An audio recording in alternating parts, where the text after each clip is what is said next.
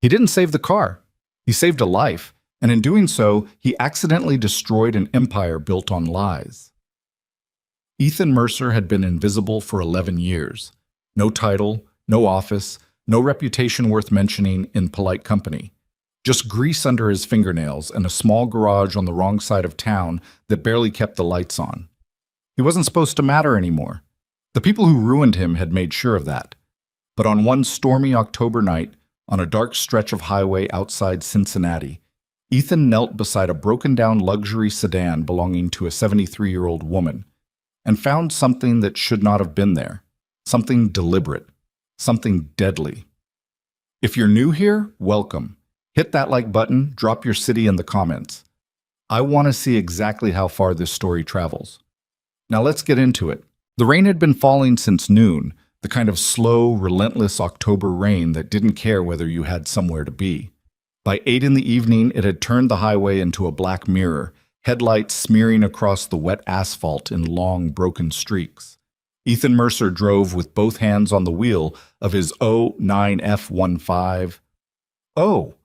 Wipers working hard. Heat turned low because the blower motor was going, and he hadn't gotten around to replacing it yet. He'd been meaning to for 3 months. That was the problem with being the only mechanic in a one-man shop. Your own truck was always last in line. He'd spent the day doing a timing belt on a 17 Civic and a full brake job on some guy's Ram 1500, and his lower back was doing what it always did after a day on the creeper. He had half a sandwich from lunch sitting on the passenger seat, still in the paper bag.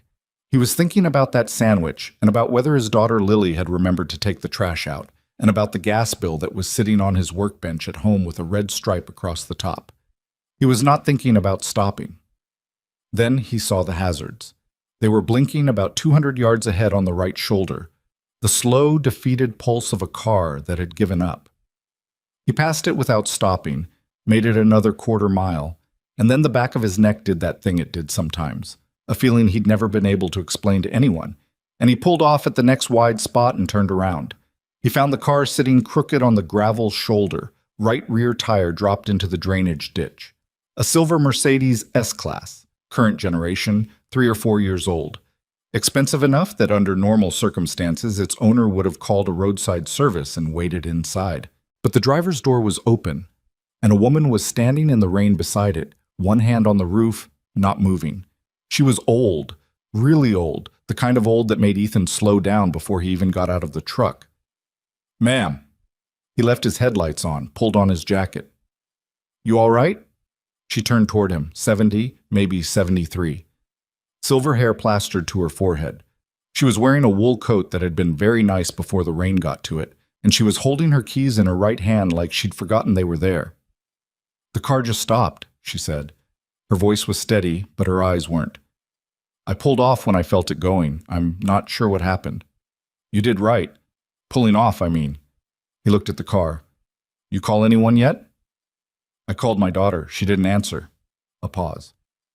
"I was about to call the club." "Don't bother with the club tonight. They'll have you waiting 2 hours in this weather."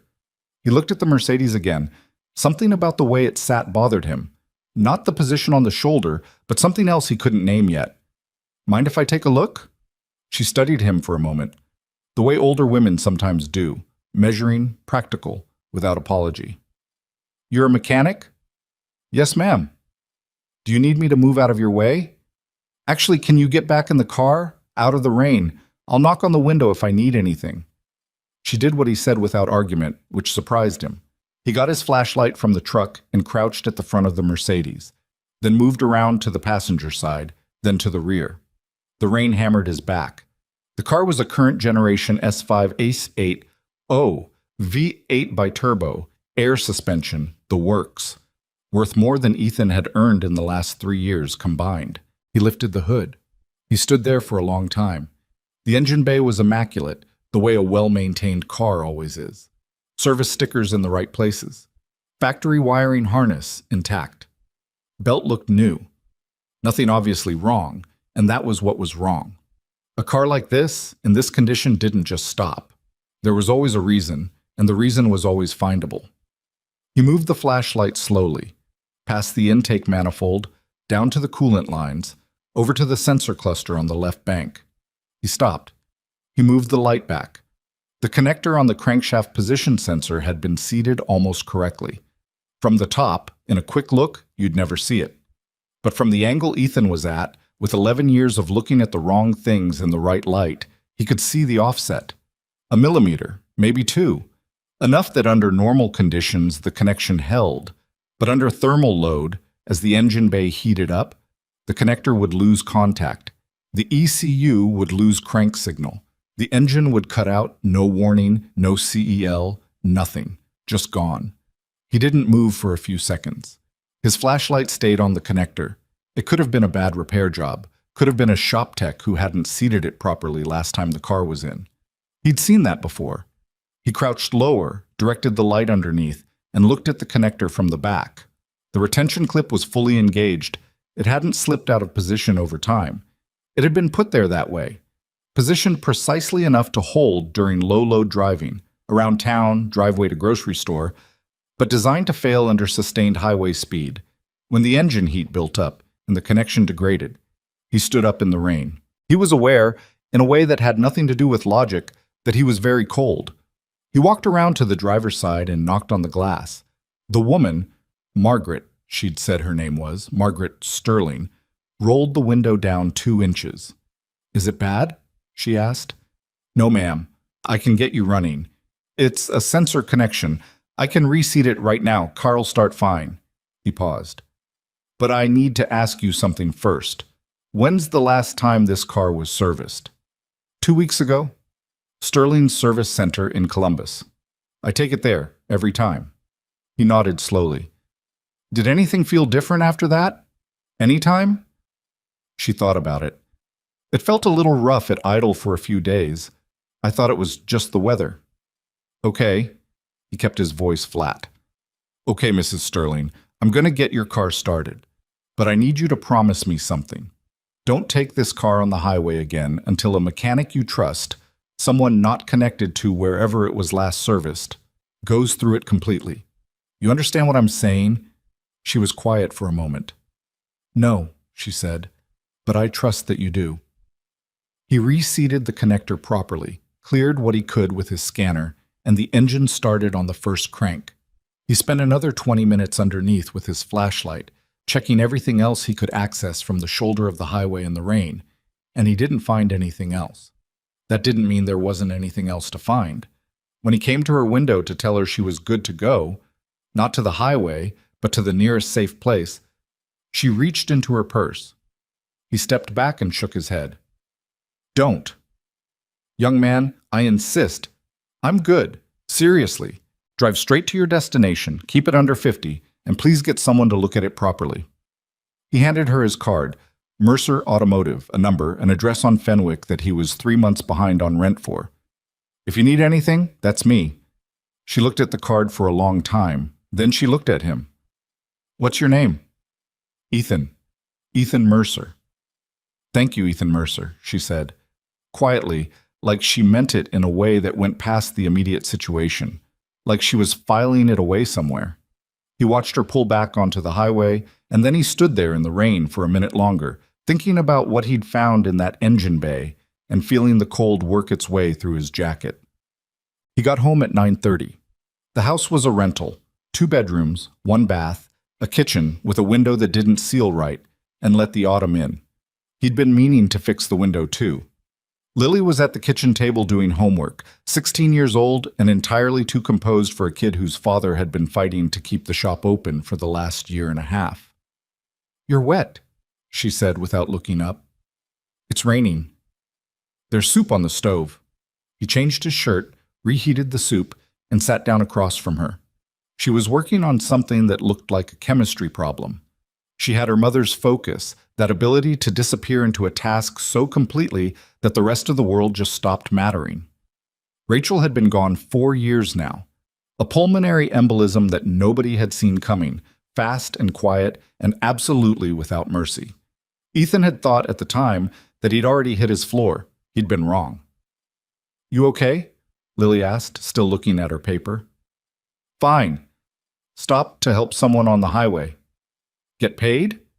No. She looked up at him, 16, but the eyes were older. Dad. She was an old lady standing in the rain. What was I going to do?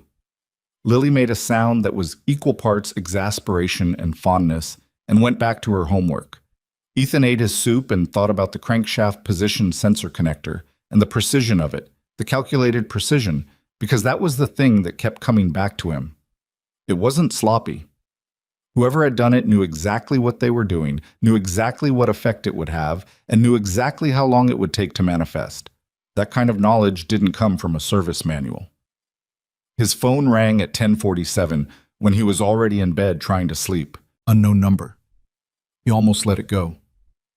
Mr. Mercer. The voice was a woman's, measured, professional, carrying the particular weight of someone who is accustomed to being listened to. My name is Victoria Sterling. I believe you helped my mother this evening. Ethan sat up. Is she all right? She's fine. She's home. She told me what you said. A pause. About the car. I need you to tell me exactly what you found. He told her. He was precise about it. The sensor position, the retention clip, the thermal failure mechanism, the timeline. He used technical language because he didn't know yet who he was talking to, and he wanted to be understood correctly. When he finished, she was quiet for long enough that he checked his phone to see if the call had dropped. Mr. Mercer. Her voice had changed. Not softer, harder, but in a different place, like something had gone tight behind it. I'm the CEO of Sterling Automotive. I need you to understand what you're suggesting. I'm not suggesting anything, Ethan said. I'm telling you what I found. Another silence, then, are you available tomorrow morning? I've got a car in the bay at 8. After that, technically, yes. Financially, not really. The pause that followed was different from the others. I'll compensate you for your time. Fairly. The way she said fairly made him think that her definition of the word was probably different from his. There are some things happening at Sterling that I can't discuss on the phone, but what you described tonight, it's not the first time I've heard something like it. The room felt very quiet. The window that didn't seal let in a thin line of cold air. What does that mean? He asked. It means I need someone who can see what you saw tonight without being told what to look for. She said it carefully, deliberately, like she'd thought about exactly how to phrase it. Our engineering team has been unable to identify the source of several critical failures in our autonomous vehicle program, failures that, on paper, look entirely random. Ethan was quiet. I know your history, Victoria said. I looked you up after my mother called me. I know what happened at Caldwell Motors 11 years ago. I know how it ended for you. She paused. I know you didn't do what they said you did. He didn't answer. Mr. Mercer, I'm asking you to come look at some cars. The rain was still going outside. The window let in the cold. Down the hall, Lily was asleep, and the gas bill was on the workbench, and the shop rent was 3 months in the hole. He thought about the connector he'd found, the precision of it, the knowledge behind it. He thought about what it meant that a woman had driven that car to a grocery store and back every day for 2 weeks, never knowing. What time? He said. He didn't sleep well. He lay in the dark going back through the details of the sensor connector the way he always did with mechanical problems. Not consciously, not the way you'd work through a math problem, but the way water finds a crack. Filling in, testing the shape of it. And the shape of it was wrong in a specific way. A failed connection caused by thermal expansion was a known failure mode. It appeared in the technical service bulletins of a dozen manufacturers, but it appeared as a possibility, as something that could happen under extreme or unusual conditions. What Ethan had found wasn't a possibility, it was a certainty. The clip was engaged, the positioning was precise, the tolerances had been calculated. Someone had sat with a spec sheet and a timer and worked out exactly how long that engine would need to run at highway temperature before the signal degraded past the ECU's threshold. That wasn't a disgruntled tech, that was an engineer. He'd known one other person capable of work like that. He'd known that person well once, worked beside him for 3 years at Caldwell Motors, back when Ethan still had an office with his name on the door and a team of 8 under him. Back before the findings from his R&D project, a variable compression ratio system he'd spent 2 years developing had been quietly transferred out of his name and into someone else's. And then, when he'd pushed back before the misconduct investigation had appeared from nowhere, complete and thorough and utterly fabricated, and his career had ended in the time it took legal to serve him the paperwork. He'd never been able to prove it. He'd tried. He'd spent 18 months and every dollar he had trying, and in the end he'd had nothing but debt and a ruined name, and he'd taken the garage on Fenwick because it was the only work anyone would give him. He didn't let himself think about Caldwell very often. The memory was a bad engine. Running it too long just burned things up. But lying in the dark, listening to the rain, he thought about it now because the connector he'd found in Margaret Sterling's S-Class required a mind that worked in a very particular way, and that kind of mind left fingerprints, even when it thought it was being careful. He fell asleep around 3. When his alarm went off at 6:30, he lay there for 1 more minute, looking at the water stain on the ceiling that he'd been meaning to fix. He got up and got dressed. Victoria Sterling had a voice that suggested she was used to large rooms and difficult conversations, and in person she was not what he'd expected, which he couldn't have explained since he hadn't known what to expect. She was around 40, sharp-featured, dressed in a charcoal blazer over a dark shirt, and she met him in the lobby of Sterling Automotive's Columbus Engineering campus with a handshake that was firm without performing firmness. Her assistant hovered at her elbow with a visitor badge and a non-disclosure agreement, which Ethan read completely before signing because he'd learned that lesson the hard way. "My mother wanted me to give you this," Victoria said, and handed him a card. A handwritten note on sterling letterhead. 4 lines, elegant cursive. "A kindness freely given is a rare thing. I will not forget it. Margaret." He put the card in his jacket pocket. "Thank you for coming," Victoria said. "You said there were failures in the autonomous vehicle program." She nodded once. 17 in the past 8 months, all during internal testing, all technically classified as component malfunctions. She held his eye. "All completely explainable by our engineering team." "But you don't believe their explanations." "I believe the explanations are correct as far as they go." She turned and walked, and he fell in beside her. "What I can't explain is why components that have passed rigorous pre-test inspection continue to fail. Why failures cluster around certain test routes. Why the failure documentation is always complete before I ask for it. Meaning someone knows it's going to fail before it does." She didn't answer immediately. They were moving through a long corridor, glass-walled, overlooking a test bay where 3 autonomous vehicles sat in various states of diagnostic examination. Technicians moved around them with the particular careful slowness of people working on something expensive. "I don't know what it means," she said. "That's why you're here." She said it without embarrassment. He appreciated that.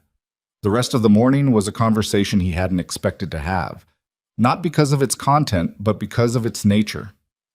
Victoria Sterling asked intelligent questions and listened to his answers without interrupting, and when she disagreed, she said so directly, and when she didn't know something, she said that too. She was not, he decided, someone who operated on assumption. That was rarer than it should have been at her level. She showed him the failure reports, 17 of them, bound in a folder, each one meticulous.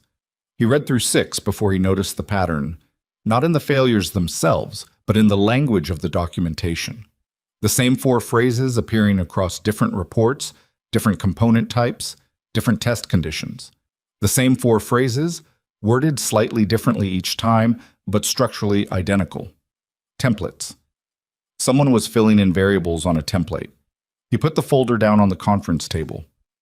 "I need to see the cars," he said. Victoria looked at him. "Not the reports," he said.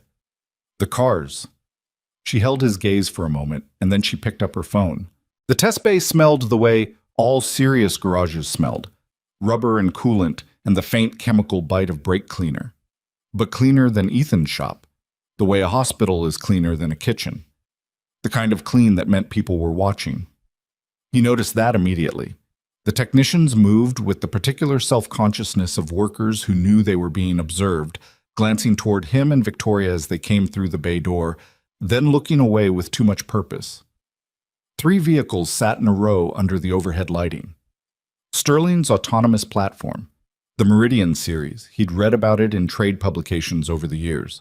Long wheelbase, sensor array across the roofline, cameras embedded in the mirror housings. The kind of vehicle that was supposed to make everything that came before it look obsolete. Ethan had read the press releases the way he read all press releases, with half his attention storing the marketing language in a separate drawer from the actual specifications. Victoria walked him to the first car without preamble. "This one failed last Tuesday," she said. "Steering input fault during a highway simulation. The vehicle pulled hard right at 63 miles per hour. Our engineer classified it as a degraded torque sensor." Was the sensor degraded? It tested within spec the next morning. Ethan looked at the car for a moment before touching it. This was something he'd done since his first year as an apprentice. Looking before touching, the way you look at a patient before you examine them, because the body holds information that examination can disturb. The front left wheel was turned maybe 2 degrees off center, small enough that you wouldn't notice it walking past. He crouched and looked at the angle again. "Can I get under it?" A technician brought a creeper without being asked, which told Ethan he'd been expected. He lay down and rolled under the chassis, flashlight in hand, and spent 4 minutes looking at things without touching them. The steering rack was clean, the tie rods looked right. The sensor housing at the rack motor was exactly where it was supposed to be, and from underneath it looked exactly as it should. Except. He brought the flashlight to a specific point and held it there. The sensor housing had 4 mounting bolts. 3 were torqued correctly. The 4th, rear driver's side, had been backed off. Not stripped, not missing. Deliberately loosened to a point where the housing was still seated but not secure. Under vibration at highway speed, the housing would shift microscopically against the rack body. The sensor would read the movement as input signal. The car would respond to input that wasn't there. He lay under the chassis for another minute, not moving. Then he rolled out. Victoria was standing where he'd left her, arms crossed, watching him with an expression that was very controlled. Ethan stood up, handed the creeper back to the technician without looking at him, and moved 3 steps away from the car, toward Victoria. He kept his voice low. "The sensor's fine. The mounting bolt on the rear driver's side has been backed off about a 1/4 turn. Under sustained vibration, it'll produce ghost signal. Pull the steering. Your data log will show a sensor malfunction because that's what it looks like from the inside." Victoria's expression didn't change. "But," he said, "it's not a sensor malfunction." "No," she said, quietly. "Your engineer, the one who wrote the report, did he go under the car?" "I don't know." "If he did, he saw what I just saw." He paused. "If he didn't, that's a different problem." She looked at him steadily. "And if he did see it and classified it anyway, then he wrote you a template instead of a diagnosis." She uncrossed her arms and walked to the second car. He followed. The second failure had been classified as a LiDAR calibration error. The car's forward distance sensors had failed to register a stationary object during an urban simulation, and the vehicle had not slowed. In testing, on a closed course, no one had been hurt. In production, on a public road, a family at a crosswalk would not have been so fortunate. The report was thorough. Environmental factors, sensor drift, recalibration procedure, resolution, 17 pages. Ethan read the executive summary and 2 pages of the technical section while standing beside the car. Then he looked at the LiDAR array on the roofline. He borrowed a step stool from the bay and stood on it, examining the sensor housing without touching it. He turned the flashlight to a low angle and moved it slowly along the base of the housing where it met the roofline panel. He found it in less than 2 minutes. A small adhesive pad, roughly the size of a postage stamp, positioned precisely on the forward-facing surface of the LiDAR emitter housing. The pad was the same matte gray as the roofline. You wouldn't see it from the ground. You wouldn't see it in a routine inspection.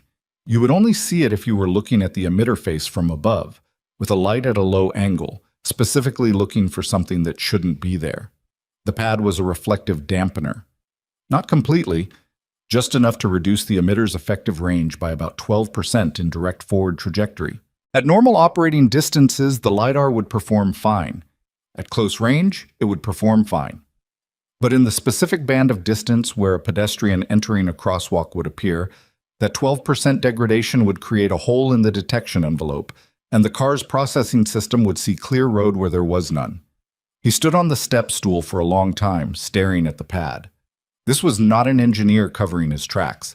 This was not someone trying to hide a mistake. This required knowledge of the sensor's specific detection characteristics, of the vehicle's processing thresholds, of the exact placement needed to create a targeted blind spot rather than a general failure. This required someone who understood not just how the system worked, but precisely where it was vulnerable. He climbed down. "Get me something to put this in," he said. Victoria looked at him. "Sealed container, bag, jar, anything, and I need a witness." She called her assistant on the phone and said 2 sentences, and 90 seconds later a young woman appeared with a Ziploc bag and a yellow legal pad. Ethan photographed the pad in place with his phone from 4 angles, described what he was looking at and where it was located while the assistant wrote it down verbatim, then removed the pad with a pen cap and sealed it in the bag. The technicians in the bay were not looking at them, which meant they were very carefully not looking. Ethan handed the bag to Victoria and stepped away from the car. "I need to see the failure logs," he said. "Not the reports. The raw data from the diagnostic system. Event timestamps, sensor readings, everything before your engineering team processed it. I don't have access to raw logs without going through the engineering department." "Then I need to talk to whoever does." She was quiet for a moment. Her jaw was set in the way of someone who had already worked through the implications of what was happening and didn't like where they landed. "If I request those logs through normal channels, the request is visible to the department." "I know." "Which means if someone in that department is producing these failures, they'll know you're looking." "Yeah." She turned away from him and walked a few paces toward the far wall, which was the kind of thing people did when they needed a moment to look at something that wasn't someone else's face. He waited. Outside the bay windows, across the parking lot, the main building rose 6 stories and reflected the mid-morning overcast in its glass skin. Sterling Automotive. Her family's name on the letterhead and the building and the cars. He could imagine what it felt like to stand inside that name and know that something was eating it from the inside. He'd been on the other side of that once. He knew what it felt like to watch your own work being taken apart by someone who understood it well enough to know exactly which load-bearing pieces to remove. Victoria came back. "There's a server access I have that doesn't route through engineering systems. It's a legacy admin credential, my father's. I don't use it often, and it doesn't trigger the same notification pathways. Can you pull raw diagnostic logs from the test vehicles?" "I can pull everything that gets written to the company's primary archive. The engineering department has their own processing layer on top, but the original data should be there." "That's what I need." She looked at the bag in her hand. The adhesive pad, gray and small and devastating. "What are you expecting to find?" "I don't know yet." It was true. And it was also not entirely true. He had a shape forming, the way a fog sometimes has a shape when the light hits it right. But he wasn't ready to say it out loud because saying it out loud meant committing to it, and he'd been wrong before when he'd committed too early. But whoever's been producing these failures is working from a system, and systems leave records, even when the person running the system thinks they've been careful. She nodded slowly, not the nod of agreement, the nod of someone who has accepted that the road ahead is going to be bad and has decided to walk it anyway. They set him up in a conference room on the 3rd floor with a laptop, a VPN credential, and access to the legacy archive. Victoria stayed for the first 40 minutes, then left for a meeting she said she couldn't cancel, and he was alone with the data and the mid-morning light coming flat through the windows. He started with the oldest log and worked forward. The raw data was dense, continuous streams from every sensor on every test vehicle, time-stamped to the millisecond, hundreds of variables running in parallel. This was not the kind of data you read the way you read a report. You had to feel your way through it, looking for the places where the rhythm changed. He found the first anomaly in the 3rd log he opened. It was small, a 2-second window where the data sampling rate on the steering system dropped from its standard frequency to exactly half, then recovered. In the processed report, this window didn't appear. It had been smoothed out, the gap filled with interpolated values that made the data look continuous. You would never see it in the report. In the raw stream, it was unmistakable. The sampling rate didn't drop randomly. The architecture didn't allow for that. A rate drop like this had one of two causes: a system resource conflict or a deliberate command. System resource conflicts left other traces: spikes in the processor logs, competing process demands. He checked those. Nothing.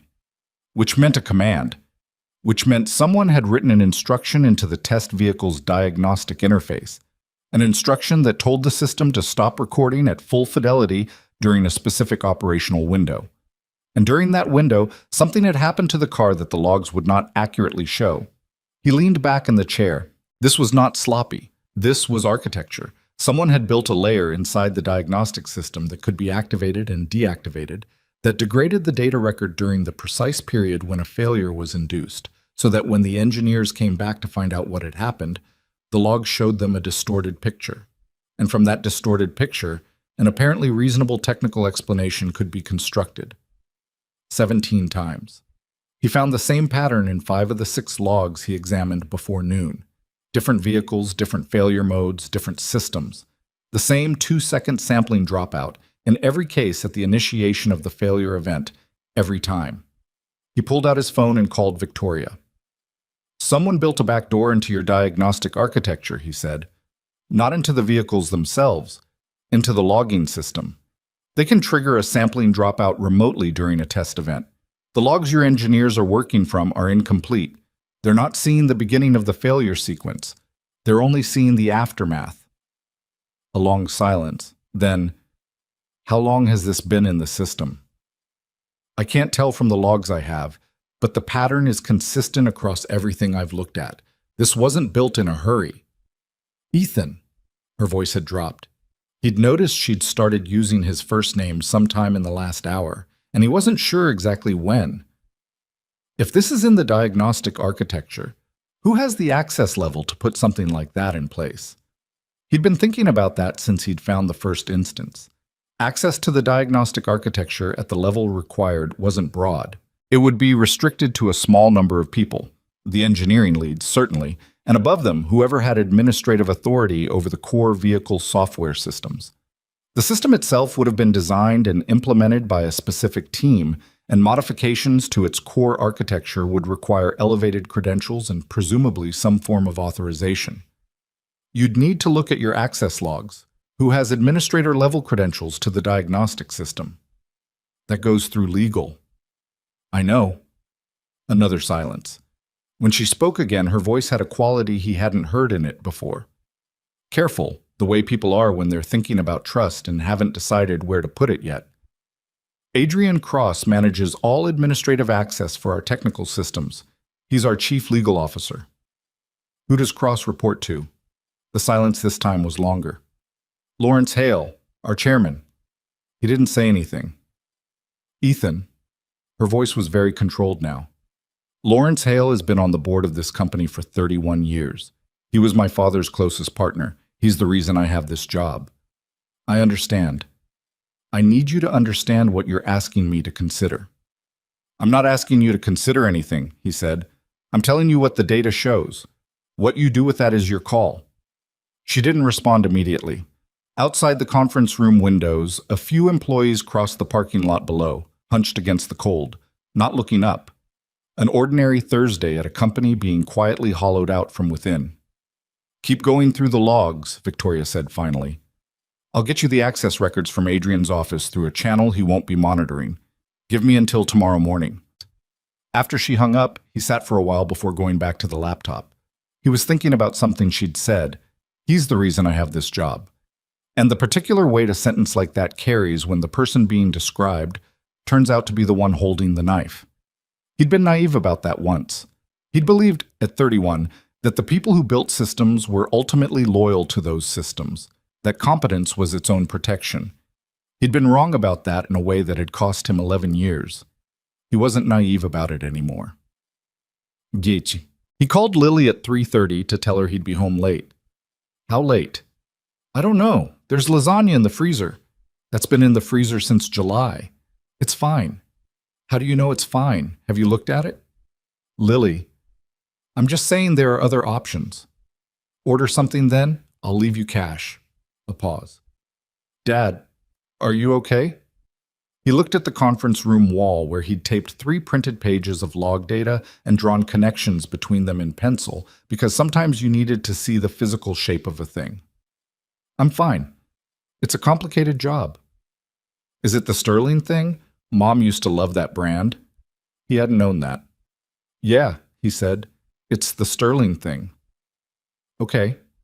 She let him off the hook the way she sometimes did, cleanly, without pressing, which was a grace he didn't deserve, and tried not to take for granted. Come home when you can. I'll save you some of whatever I order. He went back to the logs. By 6 in the evening, he had mapped 9 of the 17 failures, and the pattern was beyond any reasonable doubt.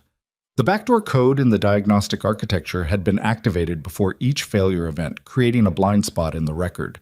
The failures themselves were not random. They clustered in 3 specific operational scenarios: high-speed lane changes, pedestrian detection in crosswalk zones, and emergency braking under load. 3 scenarios where an autonomous vehicle failure would be most catastrophic. Most public. Most damaging to a company trying to bring its flagship product to market. This wasn't sabotage aimed at inconvenience. This was sabotage aimed at destruction of the program, of the company's reputation, and eventually of its stock price and its independence. He sat in the conference room as the building emptied around him, the overhead lights going to their evening low setting, the parking lot outside gradually clearing. He thought about the adhesive pad on the LiDAR array, about the sensor connector in Margaret Sterling's engine bay, about the template language in 17 failure reports.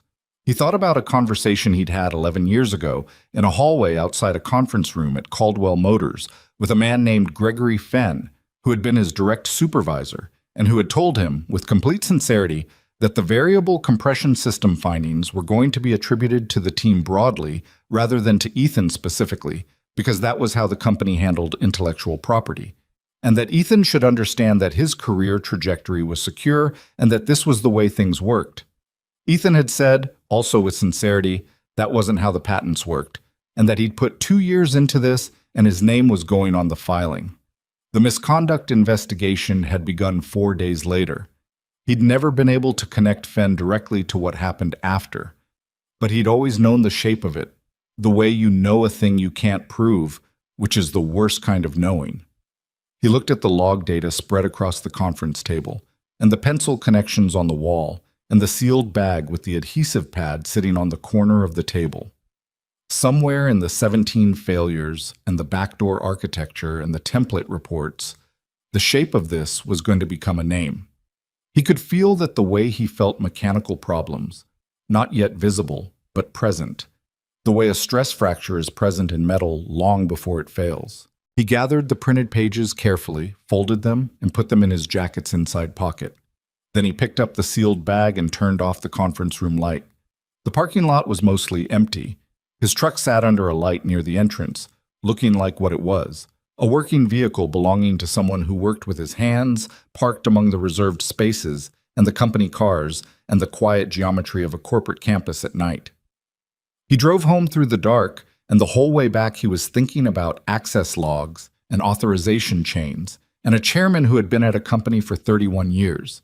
And what a man like that would stand to lose, and what a man like that might do to prevent it.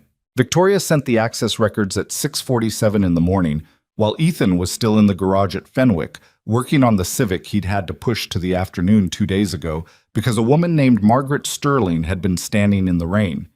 He had the laptop open on the workbench beside the car, and he read the email while his coffee went cold in the mug next to it.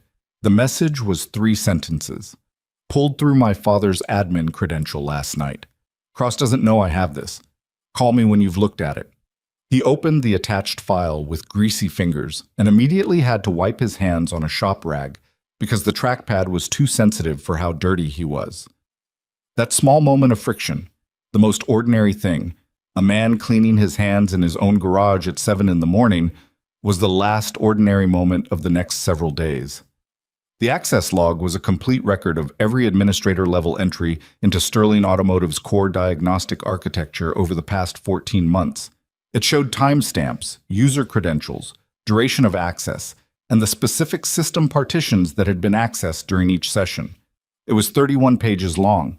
Ethan printed it at the small printer he kept on the shelf above the workbench, next to the parts catalogs and the Mitchell manuals, and he spread the pages across the hood of the Civic because it was the largest flat surface he had.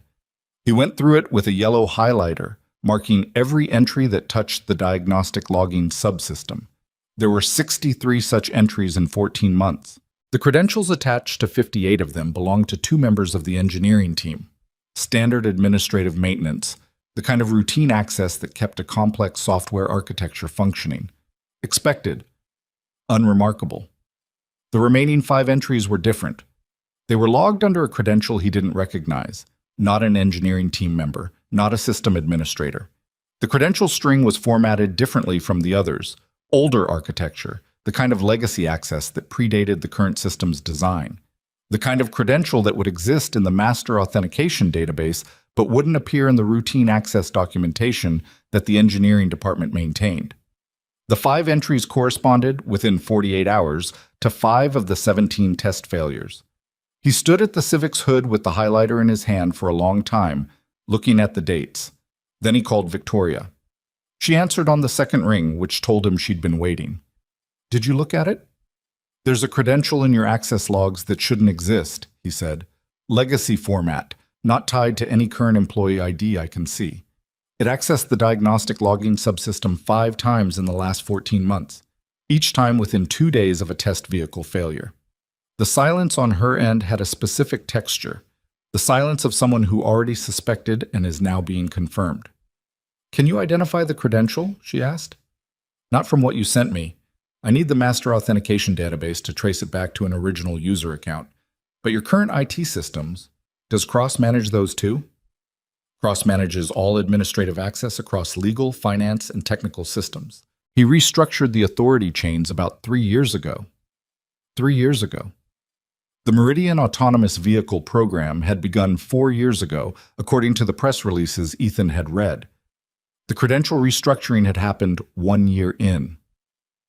"Victoria," he said carefully, "I need you to think about whether there's anyone inside your company, anyone at all, whose job function would require them to hold a legacy credential with diagnostic architecture access, but whose name wouldn't appear in the current engineering team records."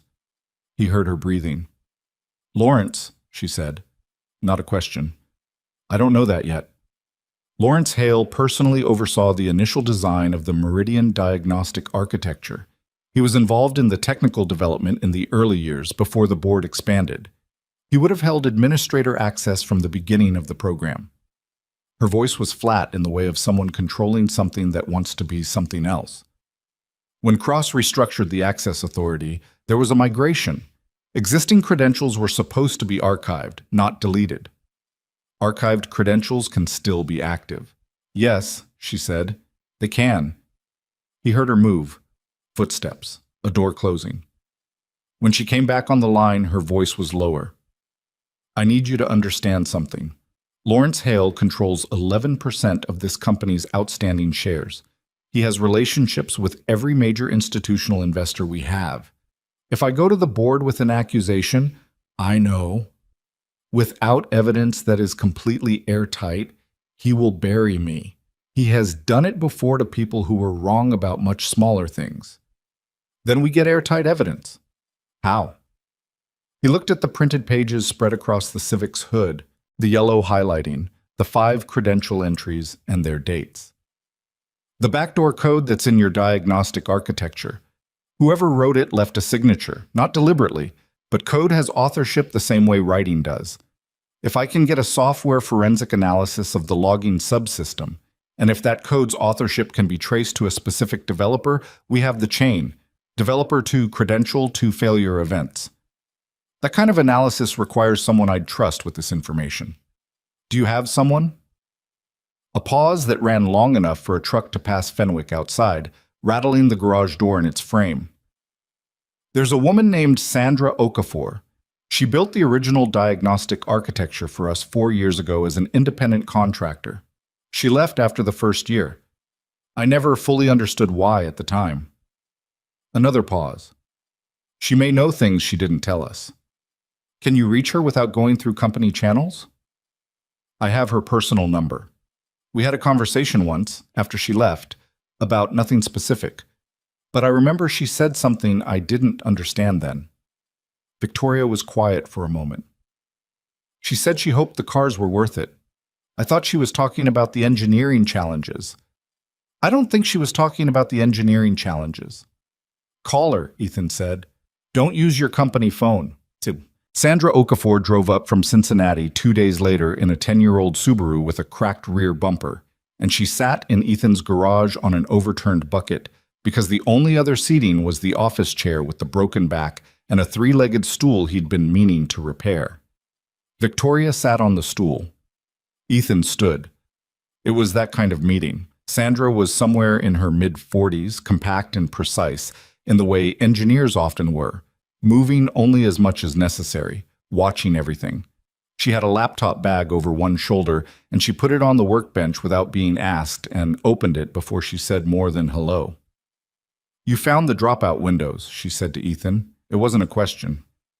2-second sampling rate reduction at each failure initiation event, he said, consistent across 9 logs. I assume it's in all 17. It's in all 17. She looked at her laptop screen. I found it 8 months ago. I went back into the data from the outside. I maintained an encrypted copy of the original architecture specs when I left. I've been sitting on this for 8 months because I didn't know who to bring it to. She looked at Victoria. I considered you. I wasn't sure. Why weren't you sure? Victoria asked. Her voice was even. Because I didn't know how deep it went. I didn't know if you were involved or just insulated from it. They're different problems. Sandra said it without apology. I'm sorry, but that was my calculation. It was a reasonable calculation, Victoria said, and Ethan heard in that admission something it probably cost her to say. Sandra pulled up a display on her laptop and turned it so they could both see. It was code, the diagnostic architecture's logging subsystem, with specific sections highlighted in red. This module here, she said, pointing to a block of code near the top of the display. This doesn't belong in a logging system. It's a conditional interrupt. When a specific trigger signal is received on a protected channel, it drops the logging sample rate by 50% for a defined window, then restores it and writes clean-looking interpolated values to fill the gap. She scrolled down. The trigger signal is received via a handshake with an external device operating on the vehicle's OBD2 diagnostic port. Someone has to be physically near the vehicle, Ethan said. Within Bluetooth range of an OBD2 device, yes. So during a controlled test environment, where the same people are always present, where the same people have access to the test vehicles overnight, that's not a difficult condition to meet. Who wrote this module? Victoria asked.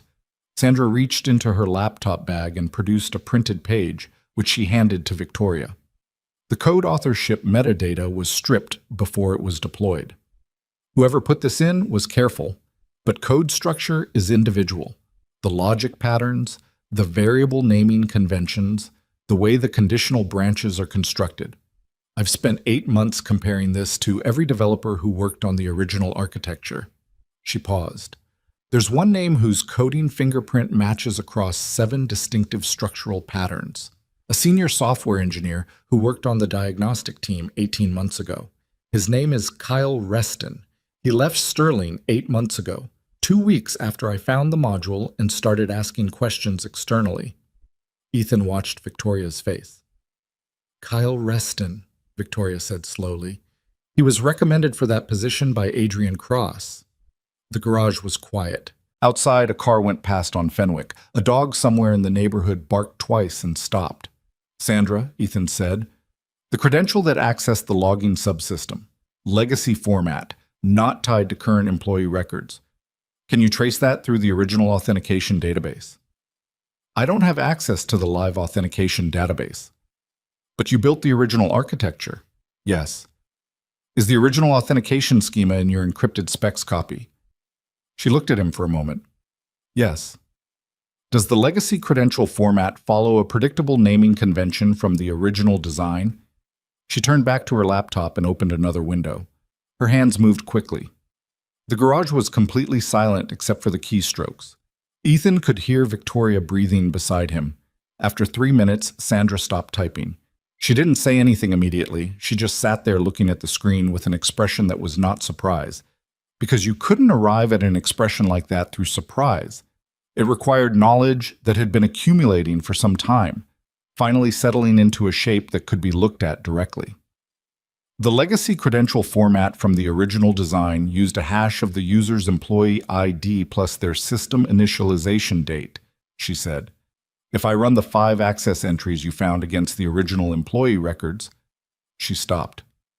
Sandra, Victoria said. The credential belongs to Lawrence Hale, Sandra said. His system initialization date was day 1 of the Meridian program.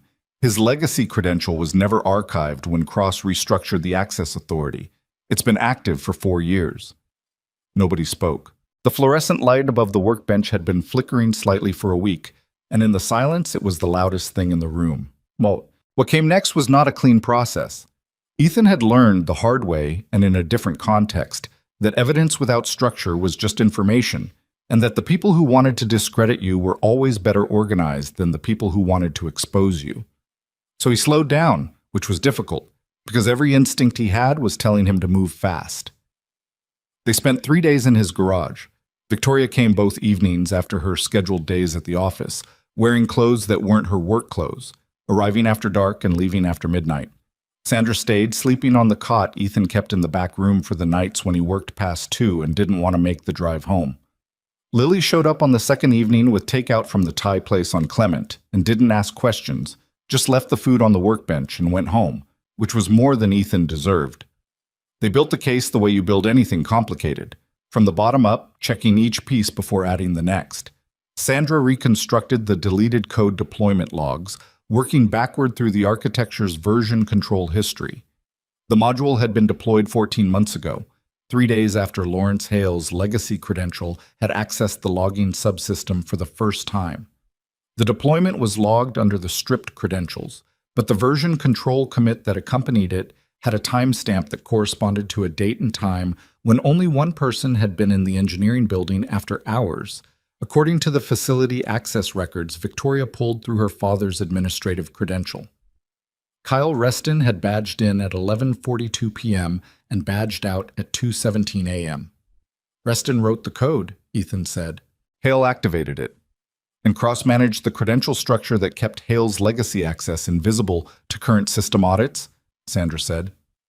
3 people, Victoria said. She was standing at the whiteboard Ethan used for tracking diagnostic jobs, which currently had a different kind of diagram on it. Reston as the technical instrument, Cross as the administrative cover, Hale as the architect, Ethan said. Victoria looked at the diagram. It was organized by function, not by name, and seeing the functions laid out geometrically. The technical execution layer, the administrative concealment layer, the strategic coordination layer, made the whole thing visible in a way that was different from reading it in documents. You could see it breathe. What's the end game? Sandra asked. Stock price, Victoria said. It came out flat, like she'd been holding it for a while and was finally setting it down. The Meridian launch is scheduled for Q2. If the program fails publicly, if the autonomous vehicle has visible, documented safety failures in the public record, the stock drops significantly. Hale has been building a position in the company through intermediaries for the past 2 years. Short positions. He profits when the stock falls. How do you know about the short positions? Ethan asked. Because I've been suspicious of something for longer than I've been able to name it.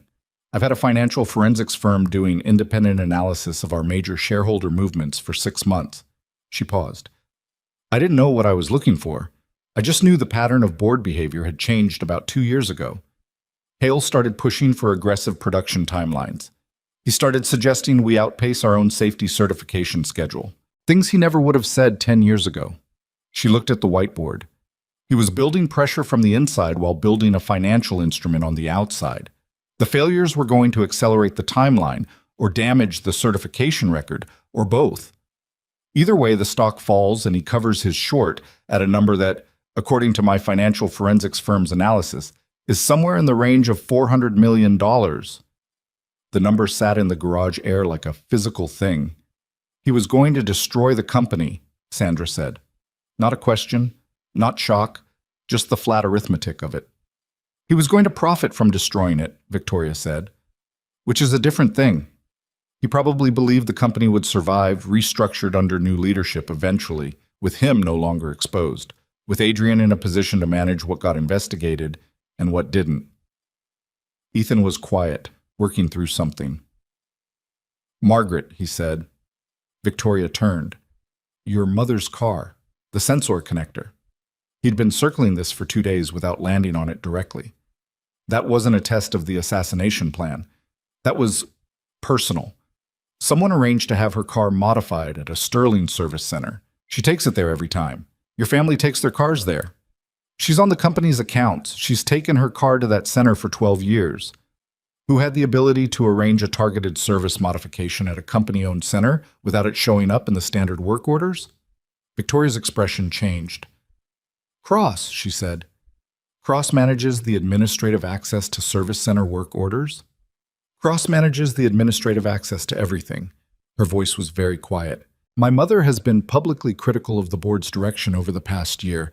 She's never had formal authority since my father passed, but she has... Wait. Standing. The kind that comes from 30 years of being present at every significant company decision. If she had reason to call an emergency board meeting or to invoke certain provisions of the founding charter, Victoria stopped. They removed her from the conversation first, Ethan said. Or they tried to. Victoria's voice had something in it now that hadn't been there before.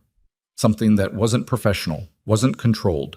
Just a daughter, sitting in someone's garage on a broken stool, understanding what had nearly happened on a highway in the rain. It almost worked, she said. It didn't, Ethan said. Not as comfort, just as fact, because facts were what they had, and facts were what would end this. He found the last piece at 2 a.m. on the third night, alone in the garage after Victoria had gone home and Sandra had finally fallen asleep on the cot. He'd been going through the financial forensics report Victoria had shared, dense, columned, the language of accountants and securities analysts, which was not his native language, but he read it the way he read unfamiliar technical documentation. Slowly, looking for the pattern underneath the terminology. He found it in Appendix C, a table of transaction authorizations for the intermediary accounts that the financial firm had identified as likely connected to Hale's short position. The authorizations required dual signatures, a standard financial control requiring 2 individuals to approve significant transactions. Both signature credentials appeared in the table. One was a numbered account identifier that the financial firm had traced through 3 shell structures to a private investment vehicle registered in Lawrence Hale's wife's name. The other was a credential registered to a legal services firm incorporated in Delaware 18 months ago. The firm's registered agent was listed as A. Cross Legal Services, LLC. Ethan stared at the page for a long time. Then he took a photo of it with his phone, because he'd learned not to rely on any single physical copy of anything important. He sat in his chair in his garage at 2 a.m, with the fluorescent light flickering overhead and a rebuilt transmission sitting in the corner waiting for its vehicle and a whiteboard covered in connections and a 3-year gas bill on the shelf above the printer, and he held the complete shape of the thing in his mind for the first time. 17 failures that weren't failures. A backdoor in a system designed to protect people's lives. A legacy credential used like a key passed under a door. A financial instrument built on the deliberate destruction of the company that had borne one family's name for 40 years. And a 73-year-old woman who had stood in the rain on a highway shoulder because someone had decided she was a loose thread that needed cutting. He thought about what it cost a person to build something like this. Not the money. The internal cost. The sustained decision, made every morning for 2 years, to treat other people's safety as an acceptable line item in a financial plan. He'd known people capable of that kind of calculation, in the abstract way you know something is possible because it has happened. He'd been the cost in someone else's calculation once. He'd been the line item. He wasn't that anymore. He turned off the garage light and sat in the dark for a minute, not thinking about anything in particular, just being present in the space he'd built out of the wreckage of everything that had been taken from him. The smell of oil and rubber and cold concrete, his shop, his name on the door, In vinyl letters he'd cut himself because he couldn't afford the sign company. He reached for his phone and typed a message to Victoria. "I have the authorization chain, both of them. We're ready." He sent it and put the phone face down on the workbench. He sat in the dark and listened to the neighborhood settle into the deep part of the night, and somewhere down on Clement, a car alarm went off briefly and then stopped, and the silence after it was complete and solid and his. Victoria's message came back at 6:41 in the morning. "Board meeting, Thursday. I'm calling it as an emergency session. Be there." It was Tuesday. Ethan read the message twice, put his phone in his pocket, and went back to the Civic, which had been waiting patiently for 4 days now and deserved better than that. He worked on it for 2 hours without thinking about Thursday, because the car needed his full attention, and because full attention on a mechanical problem was the only thing that ever fully quieted his head. He replaced the timing belt, checked the tensioner, torqued everything to spec, and when he started the engine and listened to it idle, he felt the small, clean satisfaction of a thing done correctly. It wasn't complicated. It didn't have a hidden agenda. It just ran the way it was supposed to run. He wished, not for the first time, that human institutions worked the same way. Sandra left Tuesday afternoon. She gave him a hard drive containing every piece of analysis she'd done over the past 8 months. The code authorship mapping, the reconstructed deployment logs, the architectural comparison between the original diagnostic design and the modified version. She also gave him a printed document, a forensic software analysis signed and dated, with her professional credentials and contact information on the cover page, prepared in a format suitable for submission to a regulatory body or a court. She'd been preparing it for months. She'd just been waiting for somewhere to send it. "I should have come forward sooner," she said, standing by her Subaru with the hard drive in her hand. She wasn't looking at him. She was looking at the garage door, the sign with his name on it. "You came forward when you could trust where it was going," Ethan said. "That's not the same thing. It might have prevented some of the failures. It might have gotten you buried before any of it came out." He took the hard drive. "You built the architecture. You came back to fix what someone did to it. That's enough." She looked at him then, with the direct appraisal of an engineer evaluating a measurement. "You've been through something like this before." "Yeah." "How did it end for you?" He thought about the 11 years, the garage on Fenwick, Lily doing homework at the kitchen table with her mother's eyes. "It's still ending," he said. "That's how these things work." She drove away, and he stood in the garage doorway watching the Subaru until it turned off Fenwick, and then he went inside and made a list of everything they had, organized by category and strength of evidence, the way he'd once organized engineering documentation before the word engineer got taken away from him. Sick. Wednesday evening, Victoria called. "Lawrence knows something is happening." Her voice was careful, controlled, but with something underneath it that wasn't quite controlled. "He called me this afternoon and asked about the purpose of tomorrow's meeting. I told him it was a quarterly operations review. He said the timing was unusual. He was fishing carefully. Does he know what we have?" "I don't think so, but he knows I've been in the building at odd hours. Someone told him." A pause. "This company has been bleeding information to him for 2 years. There are people here who report to Adrian, and Adrian reports to Lawrence, and that chain moves faster than I can manage." "Does he have any reason to cancel the meeting?" "He can't cancel an emergency board session called by the CEO. It's in the charter. He can delay it, but only by 48 hours and only with a written rationale filed with the corporate secretary." "Would he file one?" "Only if he thought he needed the time, which means only if he knew what was coming." She was quiet for a moment. "I don't think he knows. I think he suspects, and suspicion at his level manifests as caution, not action. Then the meeting holds."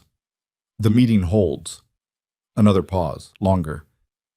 "Ethan, I need to ask you something." "Go ahead." "Tomorrow, Lawrence is going to come after you, personally. He does this. It's his mechanism. When the argument is going against him, he attacks the credibility of the source. He has done it to board members, to analysts, to journalists. He researches people." A pause that carried weight. "He knows about Caldwell. He knows what happened to you there. He will use it." Ethan was sitting on the office chair in the garage, the one with the broken back, and he'd been in that chair long enough that the broken back was just how chairs felt now. He looked at the whiteboard across from him, still covered in the diagram they'd built over 3 nights. The functions, the connections, the chain. "I know," he said. "I want you to be prepared for how it might feel, to stand in that room and have him say what he's going to say in front of a board that doesn't know you." "I've been in that room before," Ethan said. "Different room, same room. I know what it feels like." "What does it feel like?" He considered the question seriously because she was asking it seriously. "Like the floor's going to give way. Like everything you know about what's true gets thinner when someone says the opposite with enough confidence." He paused. "But the floor doesn't give way. That's the thing I didn't know the first time. You just have to stand on it long enough." She was quiet on her end. He heard her exhale slowly. "There's one more thing," she said. "My mother is going to be there." He hadn't expected that. "Is that a good idea?" "It was her idea. I tried to talk her out of it. She has a provision available to her under the founding charter, a legacy voting right that my father built in when he created the board structure tied to the founding shareholder position. She's never used it, but it's there, and if she chooses to exercise it tomorrow, it supersedes 3 of Lawrence's proxy votes." A pause. "She said she's been waiting for a reason to use it for 2 years. She just needed to understand what she was voting against." "What did you tell her?" "I told her everything." Victoria's voice shifted slightly, not softer but more direct. "I told her about her car too. About what they did to her car." The silence stretched. "How did she take it?" Ethan asked. "She was very quiet for a long time," Victoria said. "Then she said she wanted to be in the room." A beat. "She also said to tell you that she takes her coffee black." The Sterling Automotive boardroom occupied the northeast corner of the 6th floor, floor-to-ceiling glass on 2 sides, a table that could seat 20, and the kind of institutional quiet that expensive carpet and serious money produce. Ethan had been in exactly one boardroom in his professional life before this one, and that room had been where his career ended. He noted, as he came through the door behind Victoria's assistant, that this one had better light. There were 11 people at the table when he walked in, and 9 of them looked at him the way people look at someone they weren't told was coming. Victoria was at the head of the table, already seated, already composed. Her assistant, the young woman who'd witnessed the evidence collection in the test bay, was at a laptop station to the right of the door, managing the display system.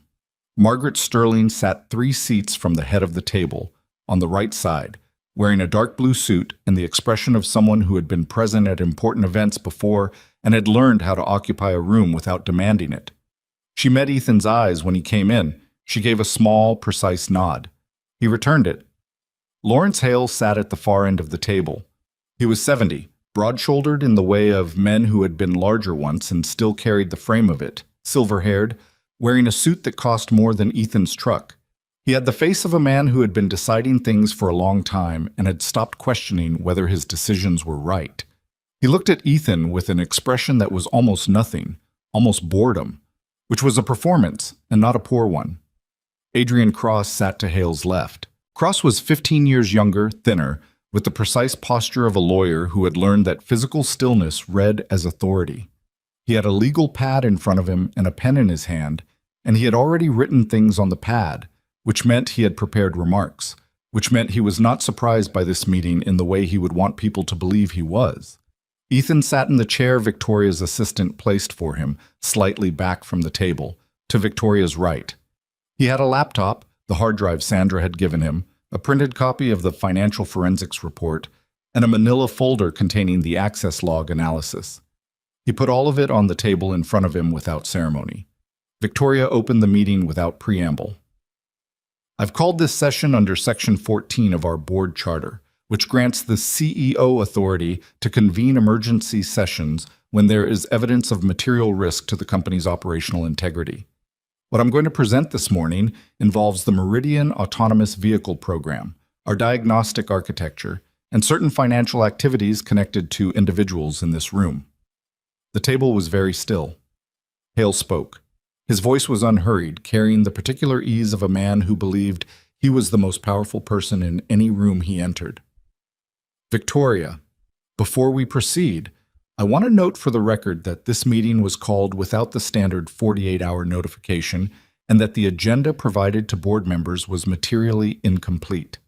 I'd like to understand why a mechanic has been invited to address a board session. He said mechanic with the specific inflection of a word chosen to perform a function, not descriptive but dismissive. A small blade inserted between the noun and the man. Ethan didn't move.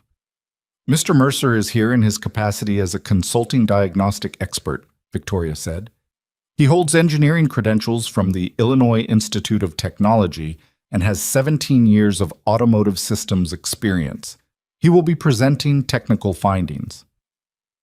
Mr. Mercer, Hale said, pivoting his attention with the smoothness of someone who had done this many times, also has a documented history of professional misconduct. He was terminated from Caldwell Motors 11 years ago following a findings committee determination of Lawrence. Victoria's voice was even. You'll have opportunity to respond to the findings. That opportunity comes after the presentation. Hale settled back. He didn't look concerned. He looked patient, which was a more sophisticated performance. Victoria nodded at her assistant, and the display behind her came to life. She walked through the first section quickly. The 17 test failures, the failure reports, the template language. She was clinical about it, factual, letting the documentation carry the weight. Several board members were taking notes. 2 were not.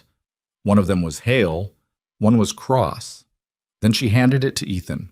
He stood up and his chair scraped slightly on the floor, and that small sound was the only uncertain thing in the next 40 minutes. He had thought, driving in, about how to present this. He'd thought about it the way he thought about diagnostics, starting with the symptom, moving to the cause, presenting the chain of evidence in the order it could be followed. He was not a speaker. He didn't think of himself as a speaker, but he knew this material the way he knew engines, not from memorization, but from having lived inside it for 3 sleepless nights, from having rebuilt it piece by piece on a whiteboard in a garage, and that kind of knowledge had a different quality than prepared remarks. It didn't require performance. He started with the sensor connector in Margaret's car. He described it precisely, the mechanism, the thermal failure sequence, the calculated precision of its placement. He saw several board members glance toward Margaret. He did not look at her. He moved to the test vehicles. He walked through the back door module in the diagnostic architecture, its function, its trigger mechanism, its effect on the data record. He had Sandra's forensic analysis on the display, the code highlighted in the sections she'd identified. He explained the authorship methodology and the 7 structural patterns that map to Kyle Reston's coding fingerprint. He showed Reston's facility badge access from the night of the deployment. He showed the legacy credential. He showed the 5 access events, their timestamps, and their correspondence to the failure timeline. He showed the credential trace through the original authentication schema, which Sandra had reconstructed and documented. He showed the name the credential resolved to. He showed it on the screen and said it out loud, and Lawrence Hale did not move. Cross's pen had stopped moving on his legal pad. Ethan noticed that. He showed the financial forensics report. He walked through the short position, the intermediary structure, the dual authorization signatures. He showed the Across Legal Services LLC registration. He showed the correspondence between the position's accumulation timeline and the escalation of the sabotage events. He put the last page on the display and stepped back. The evidence I've presented, he said, demonstrates a coordinated scheme involving deliberate manipulation of safety-critical automotive systems, falsification of failure documentation, unauthorized use of administrative system credentials, and financial transactions structured to profit from the resulting damage to this company's valuation and its autonomous vehicle program. He paused. The same methodology used to produce these failures, targeted, precision sabotage designed to produce specific outcomes while generating plausibly deniable documentation, was also applied to a personal vehicle belonging to a member of this company's founding family. He sat down. The room was completely silent for several seconds. Then Lawrence Hale said, "This is a fabrication." He said it with total calm, the way you say a thing you've prepared to say. Mr. Mercer has a documented history of falsifying engineering records. He was terminated for cause from Caldwell Motors after an investigation that found Lawrence. Margaret Sterling's voice was not loud. It was the opposite of loud. It was the voice of someone who knew that quiet carried further than volume in a room like this, and had known it for 50 years. I'm going to ask you to stop. Hale looked at her. You had my car modified, Margaret said, to fail at highway speed. I want you to sit with that for a moment, because I want to understand if you're capable of sitting with it. She was looking at him with an expression that was not anger. Anger would have been easier for him to manage. It was something older and more considered than anger. I have known you for 31 years. I was at your son's wedding. I was at Eleanor's funeral. And you had my car modified to fail at highway speed. Hale said, Margaret, I'm not finished. She opened the leather portfolio in front of her and removed a single sheet of paper. Under Section 7 of the Sterling Automotive Founding Charter, the holder of the founding shareholder position holds a legacy voting right exercisable in any board session when, in the holder's judgment, a material threat to the company's founding integrity is present. She looked at the paper. I've held this position for 12 years and I've never used this right. I'm using it now. She looked up. I move that the board immediately suspend Lawrence Hale and Adrian Cross from all board and executive functions pending independent investigation of the evidence presented this morning. I second it. The voice came from the board member 2 seats to Margaret's right, a woman named Diane Marsh, whom Ethan didn't know, who had been taking notes throughout the presentation and who had the particular expression of someone who has been waiting for permission to do something she'd already decided was right. Hale stood up. This is not a valid exercise of that provision. Legal counsel. Adrian Cross is legal counsel, Victoria said, and he is the subject of the motion. The provision doesn't require counsel's approval. It requires a second and a majority vote. She looked at the table. All in favor? 7 hands went up. Then an 8th, then a 9th, slow, from a board member at the far end who'd been watching Hale with the expression of a man doing a calculation he didn't enjoy. Hale remained standing. His face had undergone a shift. Not collapse, not yet, but the kind of structural change that precedes collapse, the way a beam looks different in the moment before it goes. He looked at Cross. Cross was looking at the table. Cross had stopped being a useful ally approximately 4 minutes ago, and the way his eyes had gone to the table told Ethan that Cross had already begun constructing the argument by which his involvement was minimized and Hale's was amplified. Hale looked finally at Ethan. It was a long look, the kind a man gives when he is trying to understand how he miscalculated. Ethan met it without particular hostility or satisfaction because he was not interested in Hale as an enemy. He had never been interested in enemies.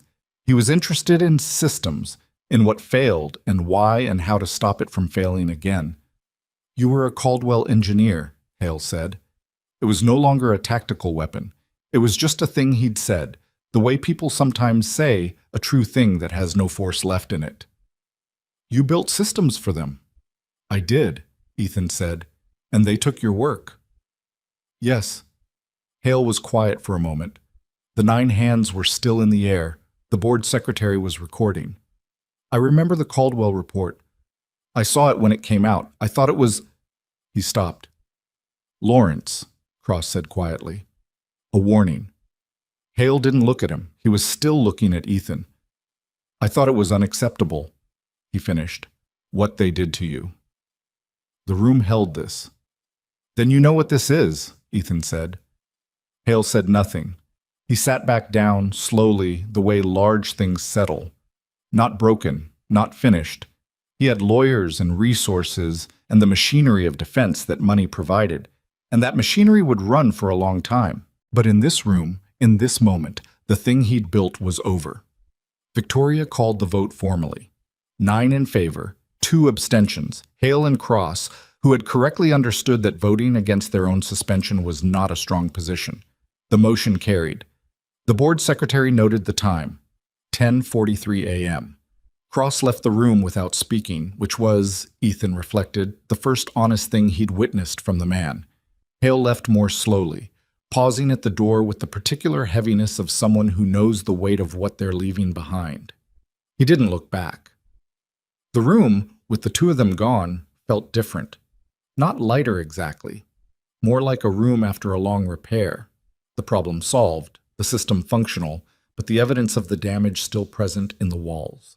Well, the independent auditors arrived the following morning, retained by the board through outside counsel that did not run through Adrian Cross. Ethan spent 4 hours with them, walking them through the evidence layer by layer, answering technical questions with the precision he'd always been capable of, and that had never, in his professional life before this week, been given a room large enough to matter. The Meridian vehicles were pulled from the test program that afternoon. All 17. A containment and assessment protocol was initiated that would keep them off any public road until the investigation was complete, and the diagnostic architecture had been independently certified clean. The engineering team was placed under an access restriction while the investigation was ongoing. The criminal referral, securities fraud, corporate sabotage, conspiracy, was filed with federal authorities by the end of the week. Ethan learned this not from Victoria, but from Sandra, who'd been contacted by the investigating agency for her technical documentation and called him from Cincinnati to tell him, with the quiet satisfaction of someone who'd held 8 months of evidence alone and could finally put it down. Kyle Reston was located in Phoenix, Arizona, where he'd been consulting under a different name for a software firm. He cooperated, according to the news that filtered back through the weeks that followed, in exchange for considerations that Ethan didn't follow closely because what Reston did next wasn't his concern. What Reston had already done was documented and didn't require Ethan's continued attention to remain true. What stayed with him in the days after the board meeting was the moment Hale had said, "I thought it was unacceptable," meaning Caldwell, meaning 11 years ago, meaning what had been done to Ethan in a different boardroom at a different company when he'd been 31 and had believed that competence was its own protection. He'd turned that sentence over for days, looking at it from different angles. A man who could recognize injustice and build a nearly identical one. The way people compartmentalized what they condemned and what they did, and the gap between those two things was the actual size of a person's character. He'd met people who were smaller than they appeared. He'd met fewer people who were larger. The proportion was not encouraging. But he'd also met Margaret Sterling, standing in the rain on a highway shoulder, holding her keys in her hand like she'd forgotten they were there. And he'd met Victoria, who had trusted an unknown mechanic from Fenwick Street with something that could have destroyed her. And he'd met Sandra, who had sat alone with 8 months of evidence and waited for a place she could trust to bring it. The proportion, maybe, depended on where you were standing when you counted. He drove back to Fenwick on a Thursday afternoon with the evidence folder on the passenger seat and the radio off and the city moving past the windows. And he thought about none of this and all of it at once, the way your mind works when something large has passed through it and hasn't finished moving yet. The garage sign was lit when he pulled up.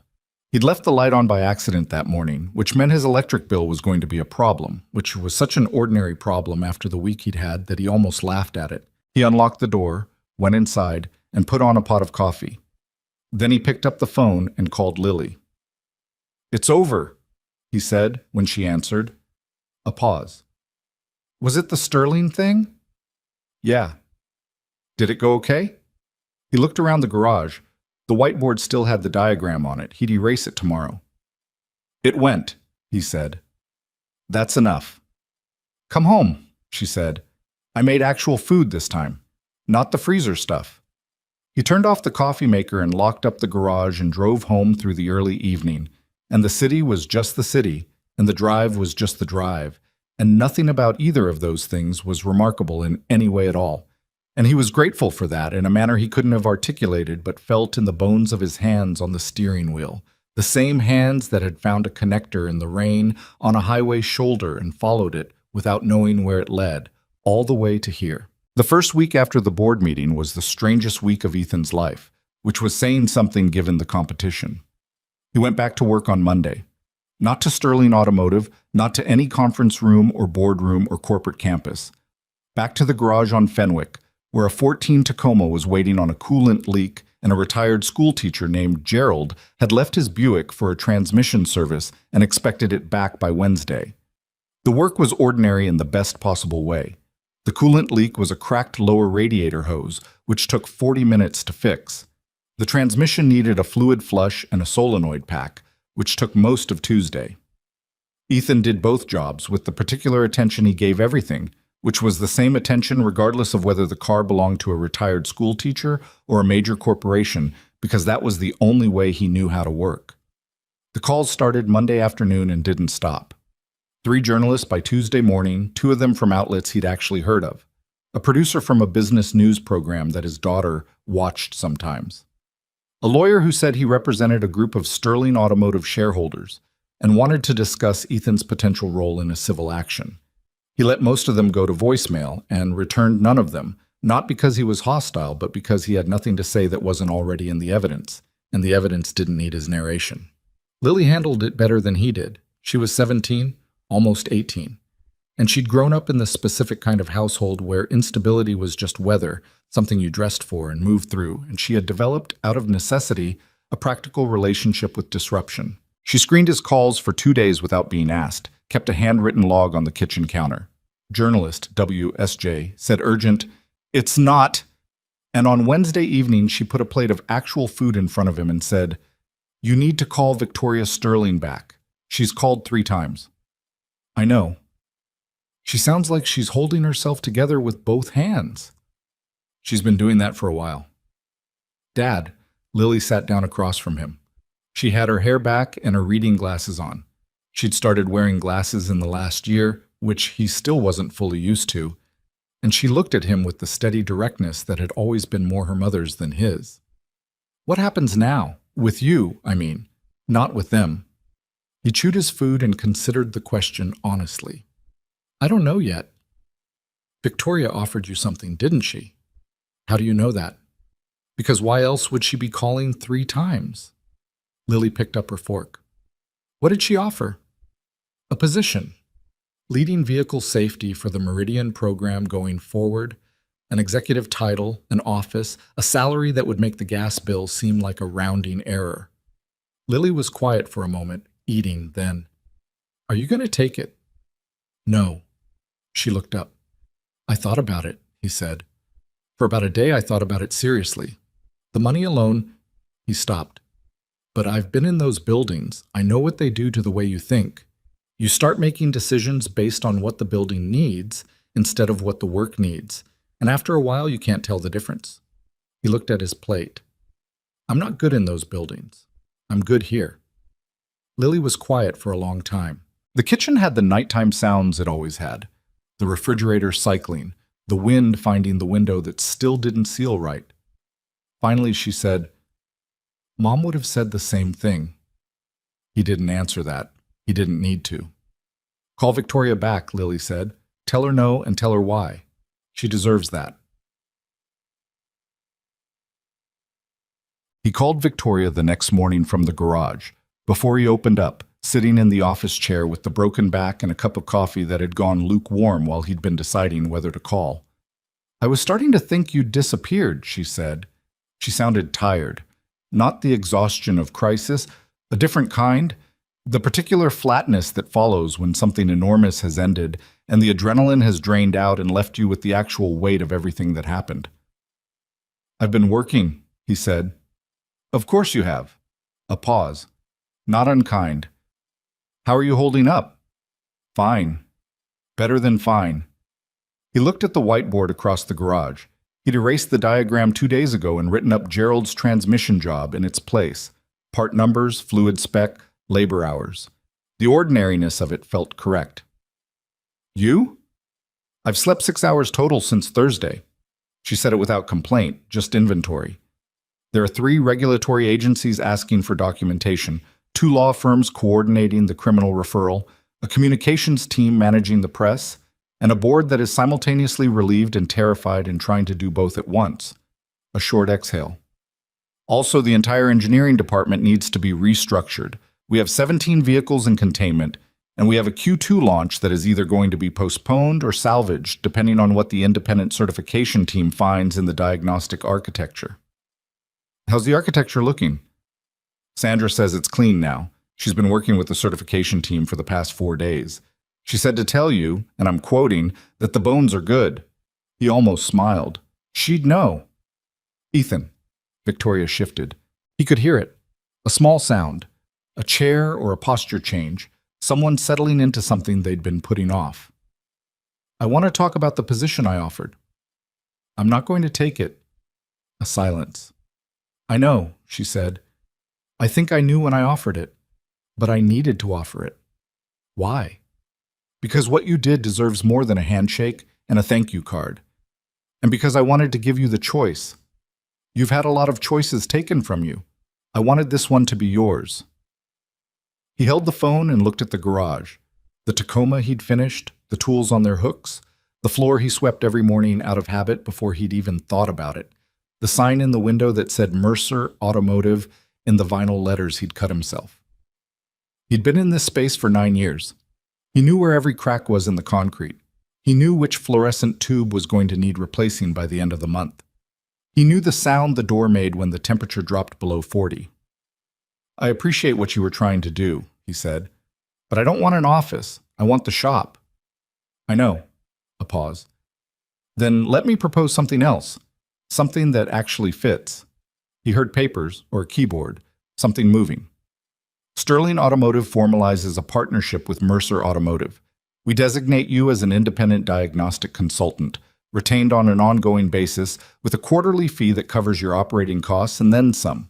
You stay in your shop, you work your regular jobs, and when we need a specific kind of eye on a specific kind of problem, we call you. No title, no org chart, no building. Another pause. And we handle the lease on Fenwick for the next 10 years. The building owner has been trying to sell that property to a developer. We buy it. You stay. Ethan was very still. He'd known the Fenwick building was in trouble. The owner had mentioned it twice in the last year, always casually, the way people mention things they want you to understand without having to say directly. The developer who'd been circling the block had already bought the dry cleaner on the corner and the appliance repair place 2 doors down. Ethan had been doing the math for 8 months, and the math didn't work in his favor. You'd buy the building, he said. We'd buy the building. You'd have a long-term lease at current rate, locked for a decade. A pause. It's not charity. You're worth more to us as what you are than what we'd make you if we put you in an office. I've thought about that very carefully. He believed her. That was the thing. He actually believed her, which wasn't something he'd been able to say about very many people who'd offered him things in a professional context. She meant the utility of it the same way she'd meant everything else she'd said to him, directly, without performance. I'd need to see the terms before I agreed to anything, he said. Of course. And I'd need my own lawyer to look at it. I'd expect nothing less. He exhaled. Okay, he said. Send me the terms. What? The terms took 3 weeks to finalize, partly because Ethan's lawyer, a woman named Carol Briggs, who'd handled his affairs since the Caldwell fallout, and who charged him less than she should have because she believed in what she called long accounts, found 2 clauses she wanted modified, and Victoria's legal team modified them without argument, which told Ethan something about how Victoria ran things now that the people who'd been managing her access to her own company were no longer in the building. The partnership agreement was signed on a Tuesday morning in November in Ethan's garage because he'd suggested the Sterling Automotive offices, and Victoria had said she'd prefer the garage, and he hadn't argued. She came alone. No assistant, no legal team, just the agreement in a folder and a pen. She was wearing a coat over a sweater instead of her usual blazer, and she looked, if not rested, then at least like a person who had recently slept. She looked around the garage while Ethan made coffee. She looked at the tools on the pegboard, the service manuals on the shelf, the transmission on the stand in the corner waiting for the '09 Silverado he was getting to this afternoon. My father used to work on cars, she said, when I was small. We had an old Alfa Romeo that was always breaking down, and he'd spend Saturdays in the driveway with his sleeves rolled up. I used to sit on the bumper and hand him things. You miss it, Ethan said. Not the car. The Saturday, the driveway, the man with his sleeves rolled up. Every day. She said it plainly, without dressing it up. He would have liked you. He had no patience for people who knew the theory but couldn't do the work. Ethan poured 2 cups and handed her one. She took it black, which he'd known she would, and they stood in the garage and drank their coffee, and then they sat down at his workbench and signed the agreement page by page, Carol having walked him through each one the day before.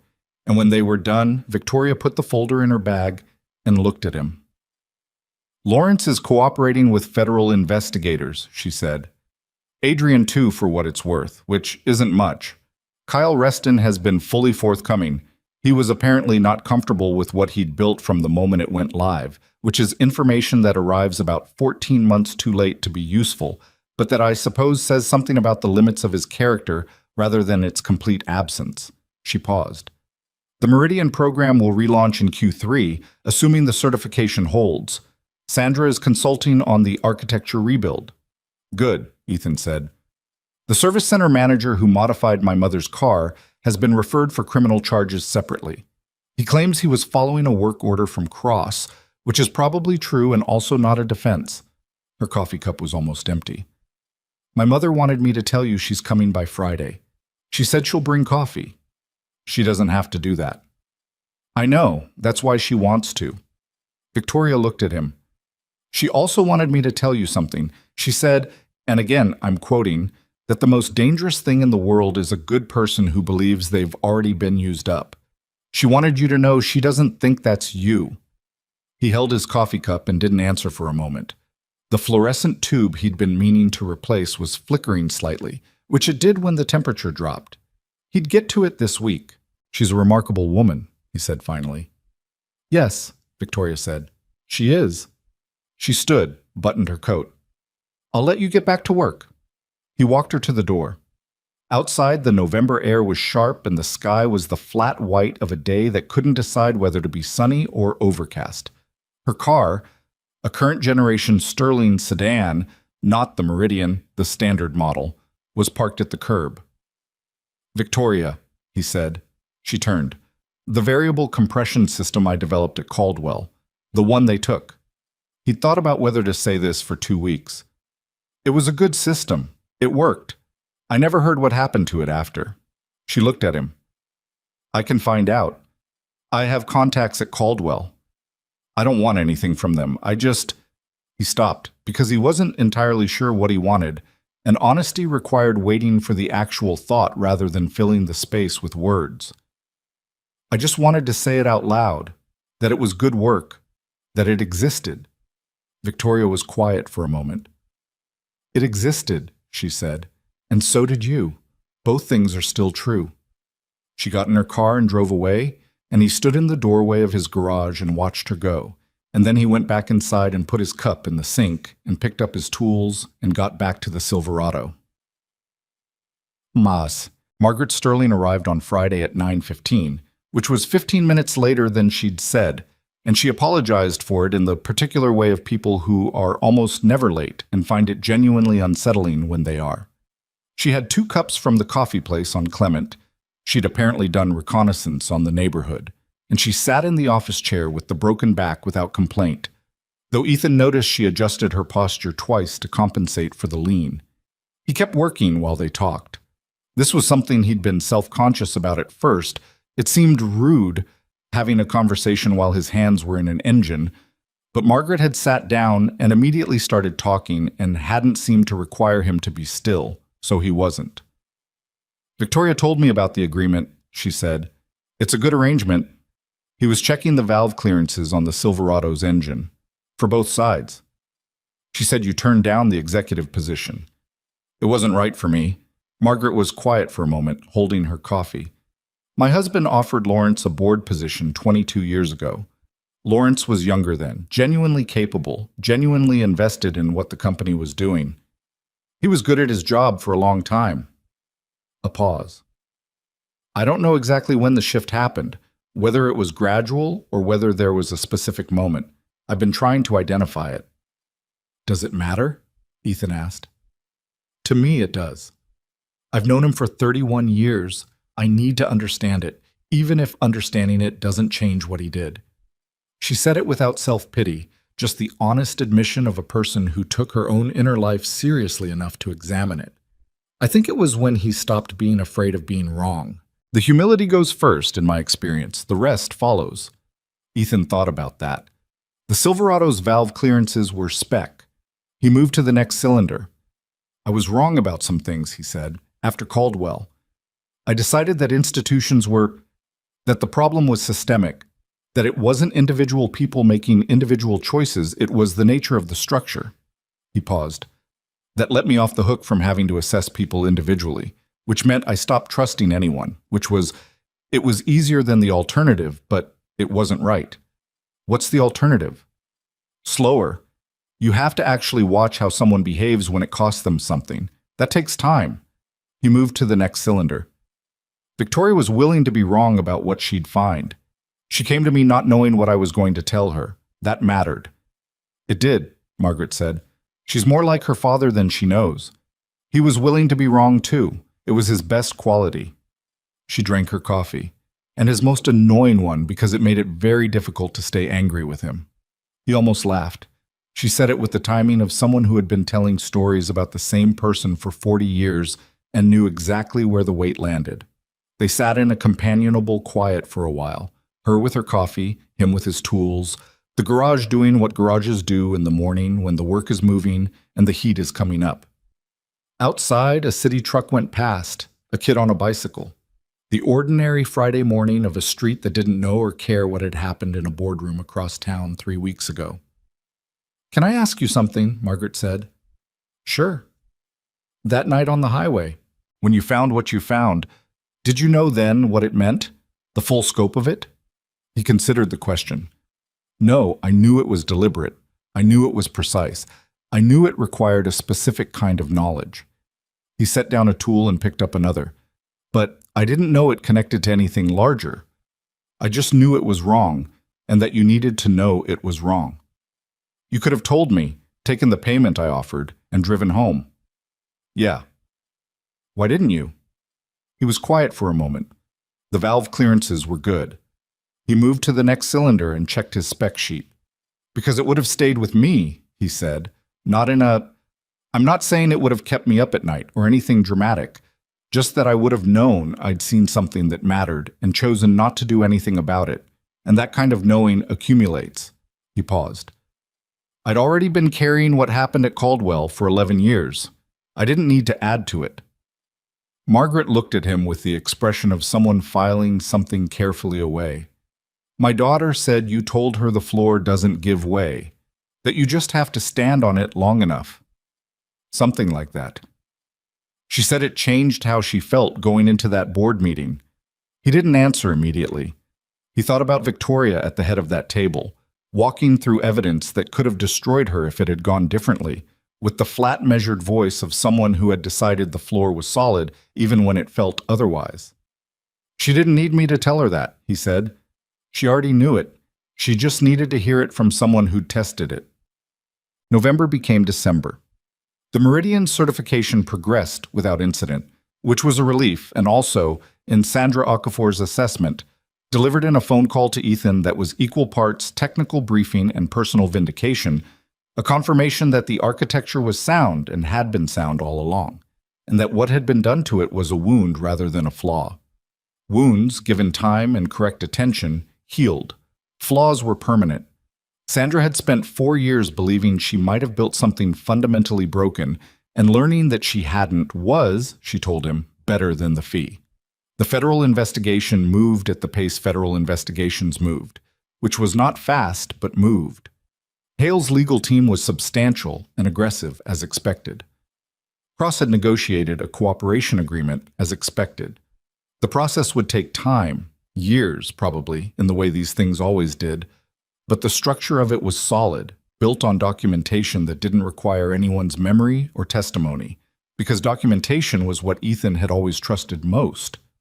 Memory was fallible. Code authorship metadata, access logs, and dual signature authorization chains did not misremember. Kyle Reston, in his cooperation, had provided one additional piece of information that reached Ethan through Sandra, who'd heard it from the federal contact who'd interviewed her. The code module Reston had built had been spec'd out in detail before he'd written a single line. The specifications had come to him through an encrypted channel, written in the technical language of someone who understood diagnostic architecture at a deep level. Someone who knew not just what they wanted the code to do, but exactly how the system worked, where its tolerances were, and how to exploit them without producing a signature that would be obvious. The specifications, Reston had said, were the most precisely written technical document he'd ever received from a non-engineer. When Sandra told Ethan this, he'd been quiet for a moment. Hale knew the architecture that well, Sandra said, from the beginning of the program. He built it with you. He sat in the design sessions. He asked good questions. I thought he was just an engaged chairman. She paused. He was learning it. He was learning it from the beginning. Ethan thought about 31 years. A man who had sat across a table from the founder of a company for 3 decades, learning everything, accumulating the knowledge of how things worked and where they were weak, and deciding at some point, gradually or suddenly, the way Margaret had said, to use that knowledge not to protect the thing he'd been trusted to protect, but to take from it. There was something almost impressive about the patience of it, the long, committed deception of it, and something deeply depressing too, in the same breath, that so much intelligence and knowledge and capacity for precision had been pointed in that direction, at destruction, at profit from destruction. He thought about his own 11 years on Fenwick, the patience that hadn't been a choice but had become over time a practice, the work that nobody photographed or filed or cited, the customers who came back not because he was the cheapest or the most convenient, but because when he said a car was fixed, it was fixed, and when he said he didn't know what was wrong yet, he actually didn't know and wouldn't pretend otherwise. The reputation he'd rebuilt, not by arguing for it, but by doing work that made the argument unnecessary. He wasn't going to frame that as superior. He'd have taken the Caldwell career back if he could have. He'd have taken the 2 years of his daughter's childhood that he'd spent fighting a losing legal battle and trying to hold himself together.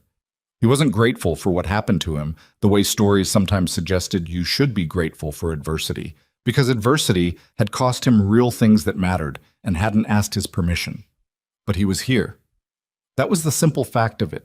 He was here, and the shop was here, and the sign on the door said his name, and the building was going to stay standing for at least 10 more years. And on Friday mornings, an elderly woman named Margaret Sterling came and drank coffee in his office chair and talked about her late husband and the nature of character. And that was not nothing. That was, in point of fact, quite a lot. Okay. The last week of January, Lily turned 18. He took her to dinner at a place she'd been wanting to try. Italian.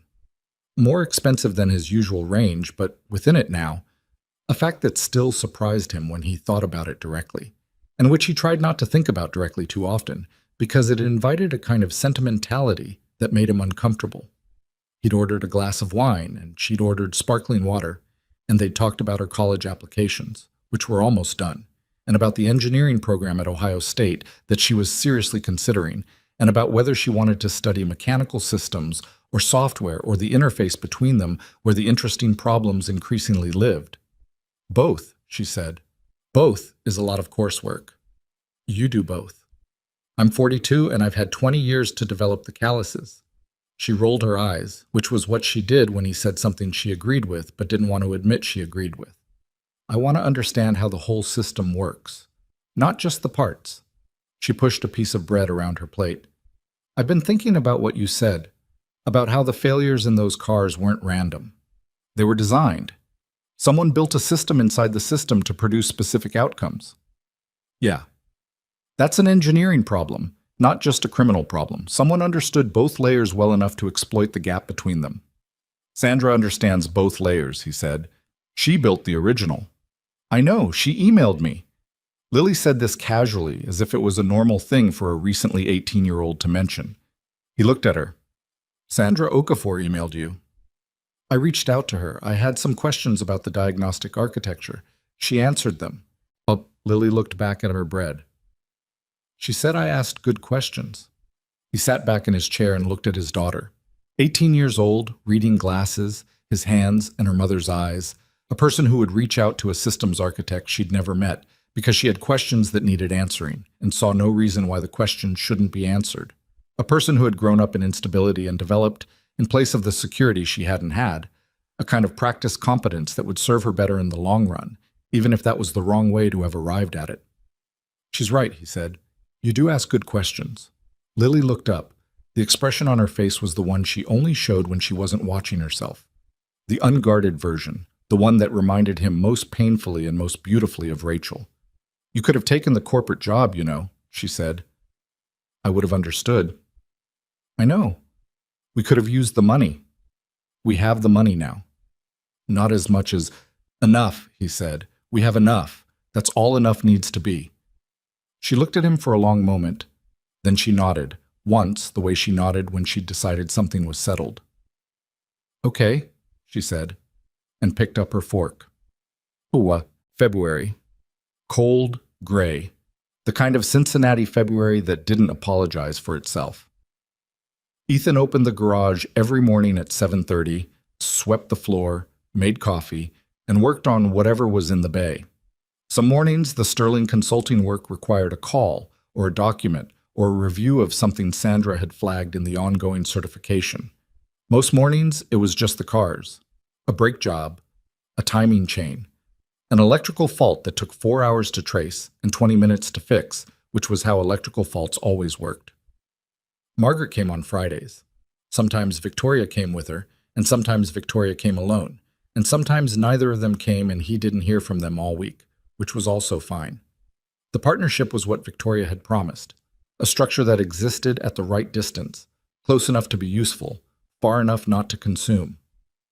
One afternoon in late February, a man came in with a Volvo that was making a noise he couldn't describe accurately, but which turned out to be a worn accessory belt tensioner. An hour job, common enough, nothing to it. When Ethan handed him the keys and told him the total, the man looked at the sign on the door and said, "Mercer Automotive. Are you the guy from the Sterling thing? I read about that." "Yeah," Ethan said. The man nodded slowly. That was something, the whole sabotage thing. He pocketed his keys. "You doing okay?" Ethan thought about the question, the shop, the signed agreement in his filing cabinet, the dinner with Lily, and the flour on the table at home where she'd been trying to teach herself to bake and making a reasonable mess of it, the fluorescent tube he'd finally replaced, the window at the house that he'd resealed last weekend so the cold stayed where it belonged. "Yeah," he said, "I'm doing okay." The man drove away, and the street was quiet for a moment in the way streets in working neighborhoods are quiet on weekday afternoons. Not empty, not still, just occupied with the ordinary business of people doing the work that needed doing. He went back inside. The bay was empty for the first time in a week, and he used the time to do what he always did when the bay was empty. Swept the floor, checked his supply inventory, reviewed the appointments for the next day. There was a Subaru coming in the morning with a suspected head gasket issue. Probably a 2-day job. He wrote it on the whiteboard. Then he stood in the middle of his garage, in the space that was his, and he understood something that he'd been approaching from different directions for months, but hadn't stood directly in front of until now.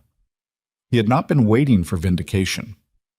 He'd thought for a long time that the thing he needed was to be proven right about Caldwell, to have someone with authority say publicly that what had been done to him was wrong, and that had happened, obliquely. The Sterling case had put his name back into professional circulation without the shadow of the Caldwell misconduct finding, and several people who had once not returned his calls had reached out in the weeks since the board meeting, and the industry knew, in the informal way industries know things, that Ethan Mercer's diagnostic work had unraveled a major corporate fraud. But that wasn't, it turned out, what he'd needed. Or it wasn't all of it. What he'd needed was this, to know that the work mattered. Not that he was recognized for it. Not that the record was corrected, though it was. That the work itself, the actual work, the crouching under a car on a cold highway shoulder with a flashlight, the reading of a log at 2 a.m, the understanding of a system well enough to know when someone had broken it and how and why. That work was real, and it was his, and no one had ever actually taken it from him. They'd taken the credit. They'd taken the title and the office and 11 years of the trajectory his career should have had. But they hadn't taken the knowledge. They couldn't. It lived in his hands and his eyes, and the particular way his mind moved through a mechanical problem, and it had been there the whole time, in every car he'd fixed in this garage for 9 years, waiting with the patience that competence always has when it's in the right hands. He hadn't been waiting for vindication. He'd been doing the work. That was the same thing, it turned out.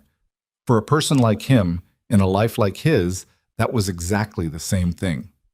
He picked up his broom and swept the floor that was already clean, because that was what you did at the end of the day.